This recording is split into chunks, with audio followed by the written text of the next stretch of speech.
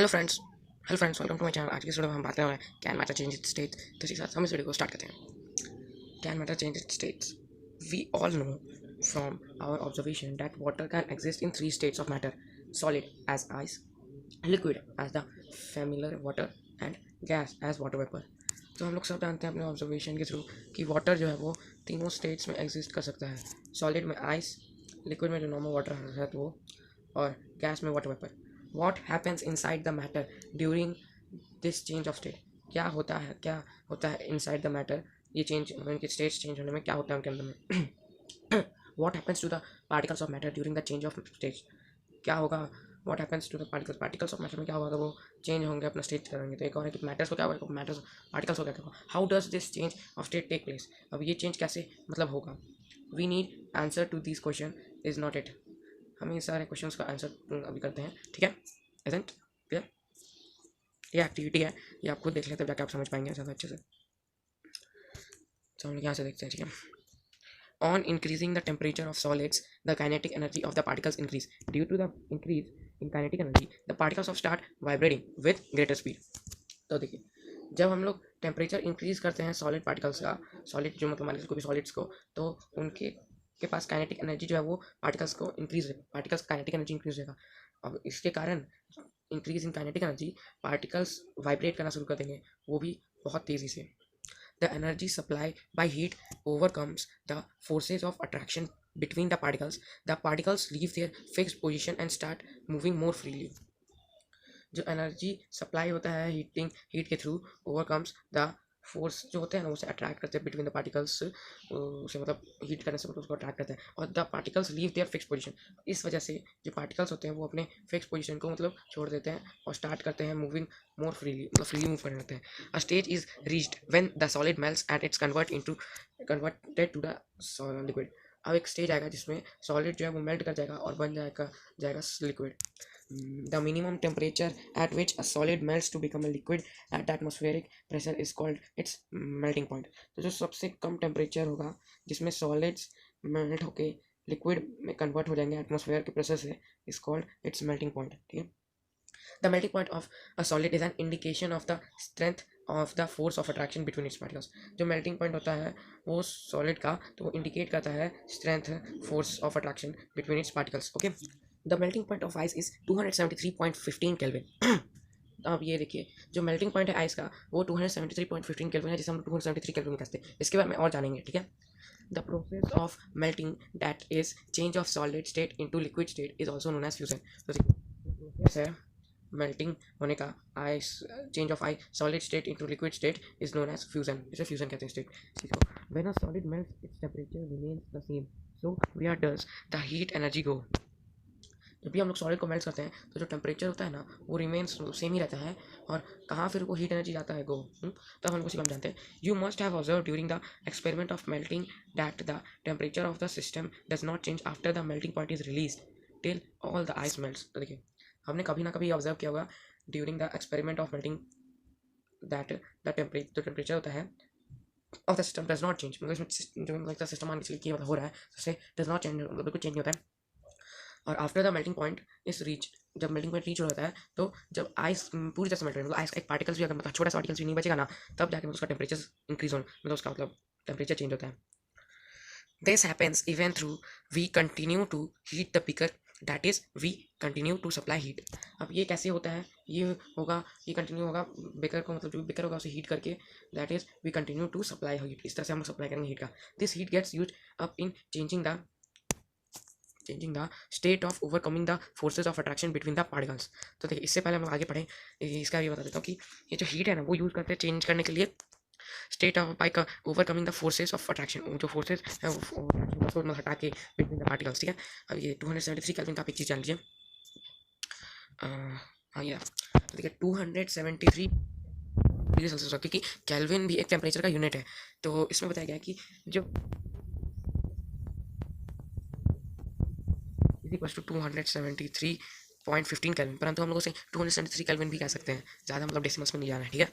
और इसका formula degree Celsius को केल्विन में कन्वर्ट करने का है,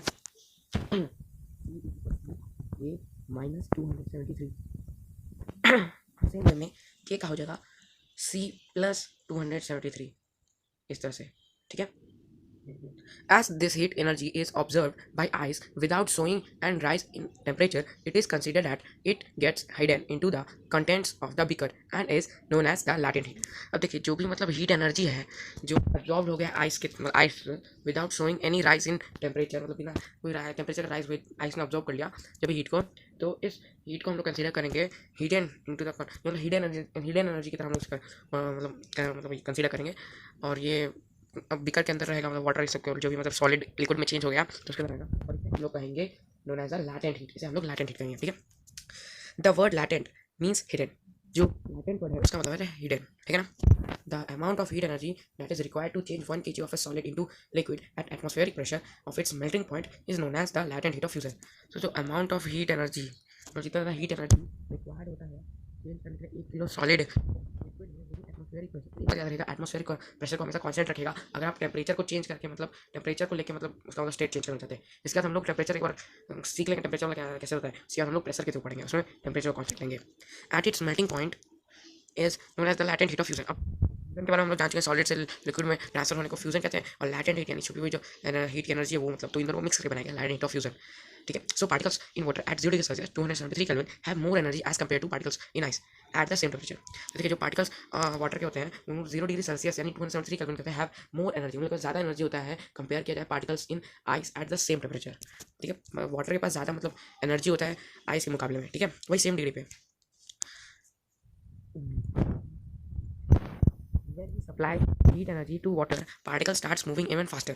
जब हम लोग हीट एनर्जी सप्लाई करते हैं तो जो वाटर पार्टिकल्स है वो बहुत तेजी से मूव करना स्टार्ट कर देते हैं। At a certain temperature a point is reached when the particles have enough energy to break free from the forces of attraction of each other. अब एक सर्टेन टेम्परेचर पे पॉइंट इज रीच्ड जब particles हैं जो waters के उनके अंदर energy इतनी ज़्यादा हो जाएगी कि वो टूट जाएंगे each other. At this temperature the liquid starts changing into gas में चेंज होगा, ठीक है। The temperature at which a liquid starts boiling at the atmospheric pressure is known as its boiling point. So जो temperature liquid जो है वो starts boiling हो जाए, मतलब बॉइल करना शुरू हो जाए, जिसमें वो वाटर वेपर्स बनाना शुरू कर देगा, वो भी एटमॉस्फेरिक प्रेशर पे।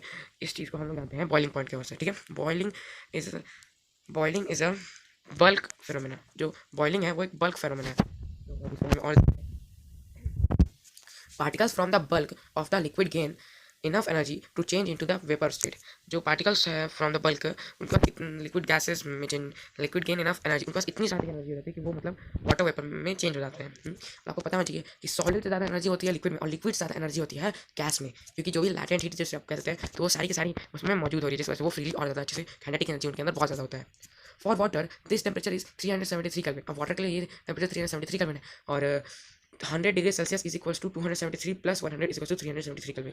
सो जो 100 डिग्री सेल्सियस है तो वो होता है 273 plus 100 is equals to 373 kelvin. ये मतलब उसको चेंज करने का फॉर्मूला बता रहा है कि केल्विन कितना होता है, C प्लस 273, ठीक है।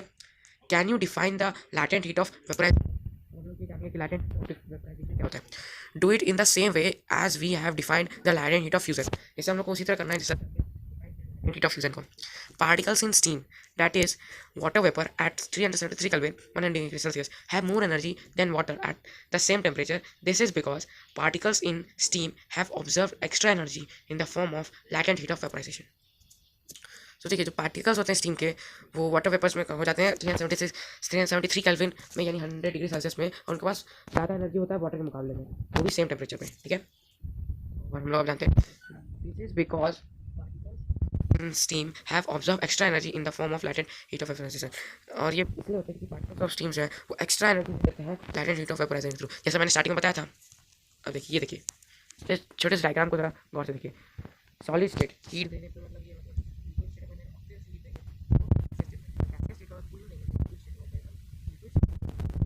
सॉलिड स्टेट में कन्वर्ट हो जाएगा, ठीक है। So we infer that the state of matter can be change into another state by changing the temperature. अब हम लोग यहाँ से इतना मतलब पता कर चुके हैं कि जो मैटर वो जब उनका मतलब टेम्परेचर को चेंज किया है, ठीक है।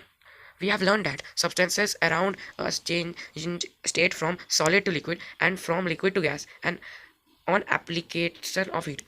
तो हम लोग तक इतना समझ रहे हैं कि जो सब्सटेंसेस होते हैं हमारे इर्द गिर्द में वो चेंज करते हैं अपना स्टेट, वो भी सॉलिड से liquid and from liquid to gas, वो भी अप्लाइंग द हीट को अप्लाई करने से। बट देयर, अब और देखते हैं, but there are some that change directly from solid state to gaseous state and vice versa without changing into the liquid state. अब कुछ ऐसे भी चेंजेस होते हैं जो डायरेक्टली होते हैं सॉलिड स्टेट से लिक्विड स्टेट में, बिना मतलब लिक्विड स्टेट में आए हुए, सॉलिड से सीधे गैस, ठीक है। या एक्टिविटी के थ्रू आप इसको समझ सकते हैं, तो एक्टिविटी आप खुद ही मतलब जान लें, ठीक है। इसको पढ़ लेना थोड़ा सा। A change of state directly from solid to gas without changing into liquid state is called sublimation. अब देखिए, and the direct change of gas to solid without changing into liquid is called deposition. देखिए, जब change of state होगा वो भी directly solid to gas बिना liquid state में आए हुए, उसे कहते हैं सब्लिमेशन। सब्लिमेशन का ये एग्जाम्पल है, यहाँ से यहाँ तक सब्लिमेशन का एग्जाम्पल है, ठीक है। और the direct change of gas to solid without changing into liquid is called deposition. तो अब देखिए, यहाँ से लेके यहाँ तक के डिपोजिशन का ये है आपको डेफिनेशन है, ठीक है। सो हम लोगों ने अभी तक ये पढ़ लिया है कि टेम्परेचर के थ्रू कैसे मतलब स्टेट ऑफ मैटर चेंज होता है। अब हम लोग आगे पढ़ेंगे effect of change of pressure, ये हम लोग अगले वीडियो में पढ़ेंगे। तो thank you for watching this video, please like my channel, all videos, bye and be safe, be healthy.